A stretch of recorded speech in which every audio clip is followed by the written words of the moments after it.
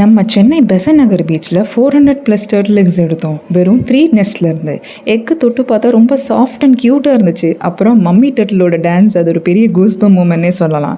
ஃபைனலாக இது எல்லாத்தையும் இந்தியன் ஃபாரஸ்ட் ஆஃபீஸர்கிட்ட சப்மிட் பண்ணிட்டோம். டீட்டெயில் வீடியோ பார்ப்போம் வாங்க. ஸோ ஒரு 11:45 PM நாங்கள் எல்லோரும் நீலாங்கரை பீச்சில் அசம்பிள் ஆகிட்டோம். அங்கே ஃபர்ஸ்ட் ரெஜிஸ்டர் பண்ண ஆர்டரில் அட்டெண்டன்ஸ் எடுத்தாங்க. அது முடிஞ்சதும் குரூப்போட லீட் டர்ட்டில் வாக்கோட ஹிஸ்ட்ரி ப்ராசஸ் எல்லாத்தையுமே எக்ஸ்பிளைன் பண்ண ஆரம்பித்தார். இனிஷியலாக போர் அடிக்குமோ அப்படின்னு நினச்சோம். பட் சத்தியமாக சொல்கிற 1 hour போனதே தெரியல. இதில் இன்னொரு விஷயம் என்னென்னா, அந்த குரூப்பில் நம்ம இந்தியன்ஸ் மட்டும் இல்லாமல் ஹாங்காங் அண்ட் ஜப்பானில் இருந்து கூட பீப்புள் பார்ட்டிசிபேட் பண்ண வந்திருந்தாங்க. நைஸில் இதெல்லாம் முடிச்சதுக்கப்புறம் அவர் மியூசிக் ப்ளே பண்ணி என்டர்டெயின்மெண்ட் பண்ணார். அதுக்கப்புறம் 1 PM கரெக்டாக வாக்கிங் ஸ்டார்ட் பண்ணோம். அதில் volunteer group, register group and Indian forest officers எல்லாருமே.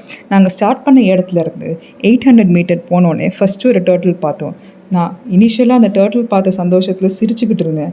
பட் பார்த்தா அந்த டர்ட்டில் டெட் ஆகிடுச்சு. அங்கேருந்து ஒரு 1/2 kilometer போனோடனே ஒரு டர்ட்டில் ஆல்ரெடி நெஸ்ட் ரெடி பண்ணிட்டு இருந்துச்சு. ஸோ லீட் எல்லாரையும் சைலண்ட்டாக இருக்க சொன்னாங்க. ஃப்ளாஷ் லைட் எதுவுமே ஆன் பண்ணக்கூடாது, அதுக்கு டிஸ்டர்ப் ஆகும். ஸோ பேஷண்ட்டாக நாங்கள் வெயிட் பண்ணோம் ஒரு 25 minutes. அது முடிஞ்சோடனே நெஸ்ட் கவர் பண்ணிவிட்டு அது சீக்குள்ளே போனதுக்கப்புறம் தான் இந்த எக்ஸை எடுக்க ஆரம்பித்தாங்க. அது கூட அவங்க ஒரு ஸ்டிக் வச்சுருப்பாங்க. அதை வச்சு சாண்டில் எக்ஸாமின் பண்ணிவிட்டு அப்புறம் மெதுவாக தான் ஸ்டார்ட் பண்ணுவாங்க.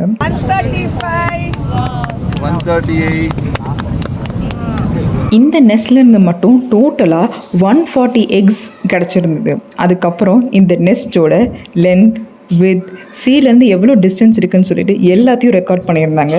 Witness of Indian forest officer அவரும் ஒரு வாட்டி ரீசெக் பண்ணதுக்கப்புறம் நாங்கள் மறுபடியும் வாக்கிங்கை கண்டினியூ பண்ணோம். அப்போ டைம் ஒரு 2:30 PM இருக்குங்க. ஆனால் சத்தியமாக டயர்டே ஆகலை. இனிஷியலாக தூங்கிடுவோமோ அப்படி இப்படின்லாம் பயந்துட்டு இருந்தோம். பட் இந்த இன்ட்ரெஸ்டிங்காக இருந்தனால இது நிஜமாகவே ஒரு லைஃப் டைம் மெமரினே சொல்லலாம். நெக்ஸ்ட் அங்கேருந்து ஒரு 1/2 kilometer போனோடனே மறுபடியும் 2வது நெஸ்ட் கிடச்சிது. இந்த டைம் டர்ட்டில் பார்க்க முடியல. Because already mummy turtle eggs lay பண்ணிவிட்டு சீக்குள்ளே போயிட்டாங்க. இவங்க ஃபுட் பிரிண்ட்ஸ் வச்சு தான் இந்த நெஸ்ட்டு கண்டுபிடிச்சிருந்தாங்க. பட் என்ன இதில் ஒரு ஆச்சரியமான விஷயம் அப்படி பார்த்தீங்கன்னா, சீயோட வேவில் எந்த பிரிண்ட்டாக இருந்தாலும் அது வாஷ் அவுட் ஆயிரும். பட் அந்த லீட் 1997 இந்த ஆக்டிவிட்டி பண்ணுறதுனால அவங்களோட எக்ஸ்பீரியன்ஸ் வச்சு தான் இதை ஐடென்டிஃபை பண்ணுறாங்க.